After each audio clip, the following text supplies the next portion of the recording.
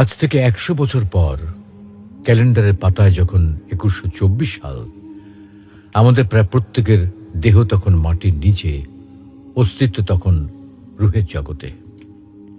ইতিমধ্যে ফেলে যাওয়া আমাদের সেই সুন্দর বাড়িটা হয়তো পরবর্তী প্রজন্ম ভোগ করছে। পছন্দের কাপড়গুলো ব্যাকডেটেড হয়ে গেছে। শখের গাড়িটা হয়তো অন্য কেউ চালাচ্ছে, আর আমায় খুব কম জনই স্মরণে রেখেছে, হয়তো হয়তো কেউ ভাবেও না। হাতে তাদের সময় নেই, যাদের জন্য এত কিছু করতে করতে নিজের জীবনটাই শেষ করে দিয়েছিলাম। আচ্ছা আচ্ছা, বাস্তবতার এই জীবনে আপনি আপনার দাদার দাদাকে কতবার স্মরণ করেন?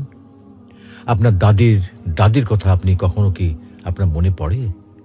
পৃথিবীর বুকে আজকে এই বেঁচে থাকা, এত হইচই, এত মায়াকান্না এভাবেই চলছে। গত হওয়া অসংখ্য প্রজন্মকে টপকে আমরা এই জীবন লাভ করেছি।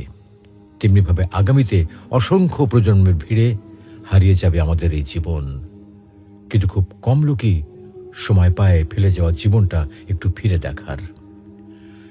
বাস্তবতা হচ্ছে এই জীবনটা আমাদের কল্পনার চেয়েও অনেক অনেক ছোট।